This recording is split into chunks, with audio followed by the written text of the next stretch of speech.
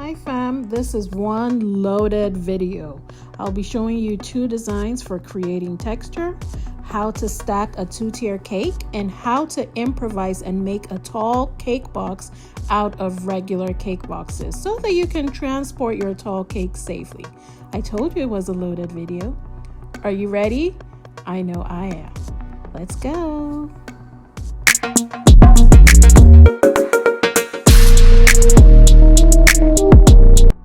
I'm starting this video with my fondant already rolled out and ready for texture to be added. I am using this lovely silicone mold by a company called Moleeks Cakehouse. I'll include the website in the description. So you can see that you just place the mold face down, and I'm using a rolling pin to press or roll the texture mat over the fondant, and you have to apply some pressure. I mean, you might as well get an upper body workout. Be careful to line up the mat so that the pattern appears seamless and so that it flows. So you can see how I'm being super careful to just make sure that it aligns, just so that it appears nice and smooth.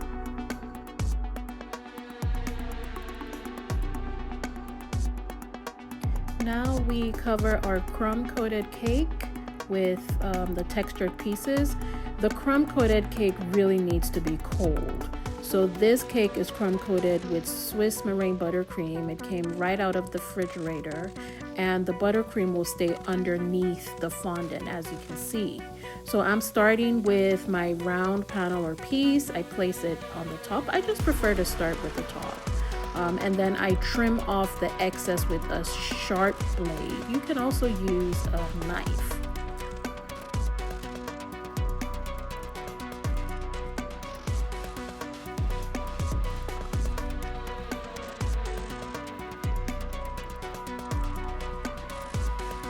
So this is what the top of the cake should look like once you're done trimming off all the excess. And I'm just applying some water all over it because this will bind the next piece, this piece, which I am wrapping around my crumb coated cake like a warm blanket. And you want to be careful because most times when you add some sort of texture, you're applying some pressure on the cake and it makes it more susceptible to ripping. So just work carefully. I also pop my fondant pieces in the freezer so that I can get it nice and stiff, and it also helps with straight edges. It just helps me to move the fondant with ease. Here I'm just using my palms to make sure that there's no air trapped in the fondant, between the fondant and the crumb coated cake. This way I can minimize or avoid air bubbles. And using a ruler so that I can get a straight seam at the back. And after this, I will just continue to trim off any excess fondant. I prefer to just use my hands. Of course, my hands are clean. And as you can see, it is not interfering with the beautiful texture that has been created on the fondant piece. For step-by-step instructions on how to cover your cakes using the paneling method, I do have a video. It's available on my website, which is www.tessascakes.net. I will include the link in the description.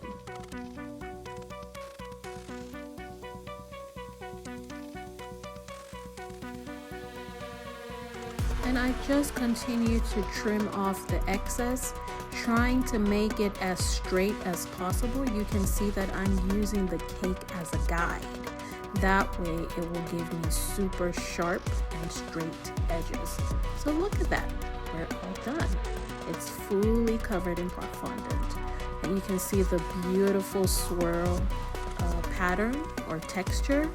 I love it. It's really classy. It's very elegant. You can use this for any event, wedding, birthday, you name it. It's a really lovely texture. So now we're going to create a lovely heart texture for the top tier. This is actually going on a cake that is 6 inches. Now for cake measurements, when people talk about 6 inches, 8 inches, they are actually referring to the diameter or the width, basically when you measure the line across the center. I'm starting out by rolling out my fondant. I use satinized fondant, and it also comes in different colors. So this vibrant red comes as is, so I don't have to spend a ton of food coloring trying to get a vibrant red. It comes as is. And the stamp that I use to create the heart imprint, I also got from Amazon. So you can see that I'm using that stamp, pressing it onto the fondant.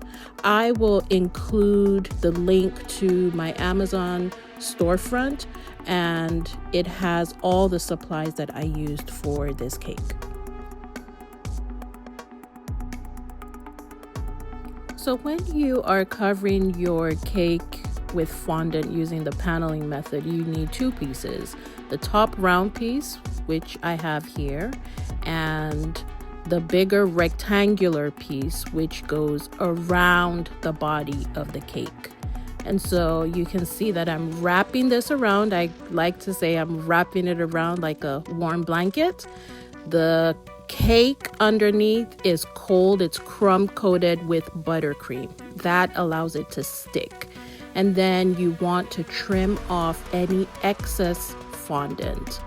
And yeah, that's my kid in the background watching whatever was on TV. I don't know, that looks like maybe Roblox or something. But I have learned to tune them out and just decorate cakes. And they also respect mommy's time and allow mommy to decorate her cake. So look, all done. We have our 6-inch cake fully covered. So look at the beautiful heart texture. I love that there's still a part that is plain, and you can see how it looks by just adding a few flowers to the top. Gorgeous. All right, stacking time. In this video, we're going to be stacking a 2-tier cake. The things that you'll need: a cake board, edible marker, dowels, and scissors. So I am using the cake board to draw around or on top of the bottom tier, just so I know how much space will be covered, and this will also guide where my dowels will go.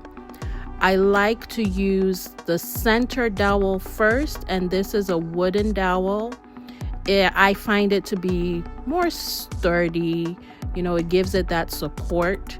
It is super important for your cakes to receive sufficient support. That helps to avoid cakes from collapsing. And so you see that once I create that circle on the top, using the same size as the cake that will be going on top, then I arrange my dowels to fit the circle. The rule used to be the same number of dowels you would use as the inches for the cake. So for this cake, it's a 6-inch cake, meaning that you would use 6 dowels. You really don't need as many dowels. It depends on how heavy that top tier is. So 4 or 5 dowels would have been just fine. These are plastic dowels. Some people also use straws, the big Boba straws. Those work just fine. And I will include a link so that you know the exact type of dowels that I use for this cake. I'm using an edible marker just to mark around the dowel so I know where to cut. You really want to cut it a little bit higher so that your cake isn't resting directly on top of the bottom tier. But using the edible marker helps to guide where you cut it. So you can see I put the dowel in, I use the edible marker to mark it, pull it out, and then I cut right where I marked it. So this is a guide. It helps me to know where to cut it. There are also amazing stacking guides that takes away all the guesswork. Angie Ono has a fantastic stacking guide. I will also include that information in the description. So I have all the dowels placed. I've cut everything and I'm covering up the holes with buttercream. So this is just to help to secure the top tier into the bottom tier.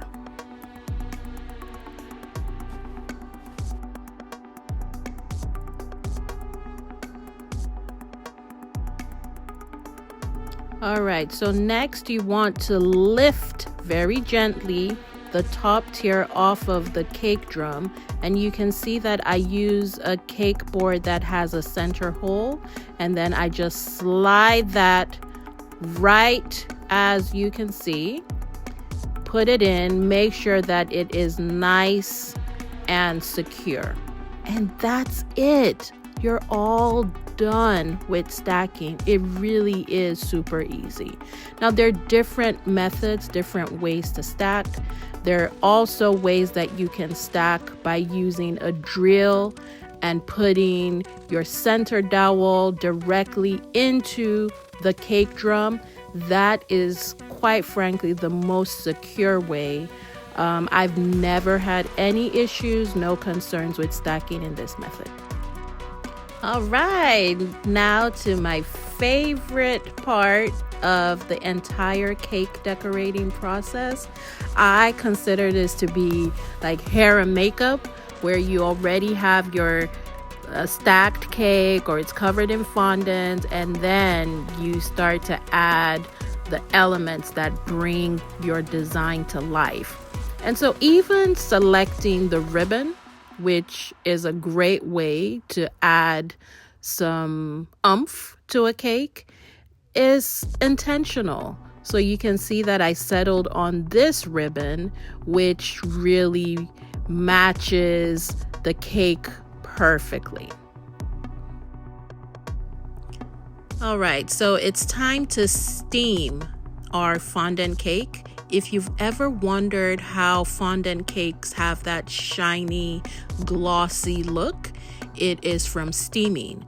And you are using just a regular steamer that you would use for clothes, and just using that all over your fondant cake. You want it to be nice and glossy, but not to the point where it begins to melt or to disintegrate. You don't want that. The benefits of steaming your fondant, other than giving it that shine, for people that roll out their fondants with cornstarch or powdered sugar, it helps to take that away. And so you can see the final look, beautiful, shiny, glossy, absolutely stunning. If you've made it so far, please don't forget to like, don't forget to subscribe to this channel. Another benefit to using a steamer or steaming your fondant is that it makes your fondant tacky enough that you are able to stick toppers like this acrylic face topper onto the cake.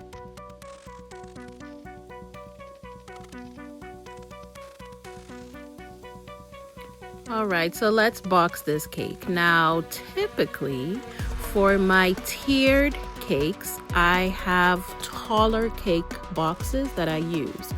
On this day, unfortunately, I did not have a tall cake box the same size as my cake drum.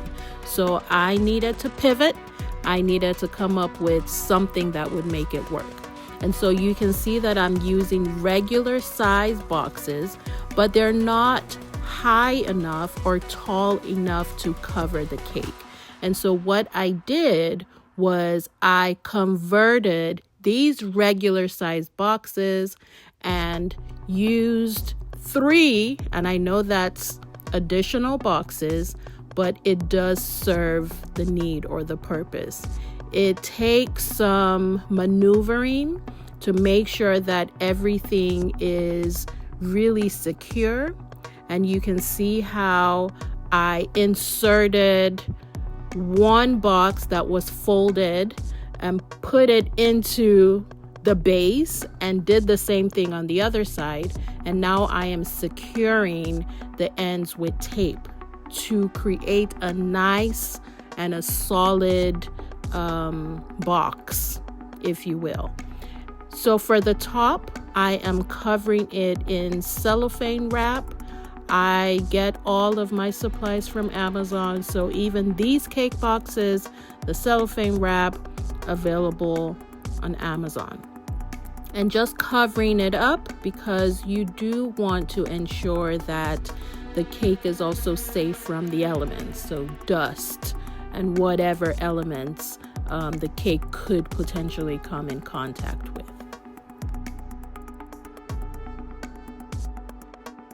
So here we have it, fully covered, nicely boxed.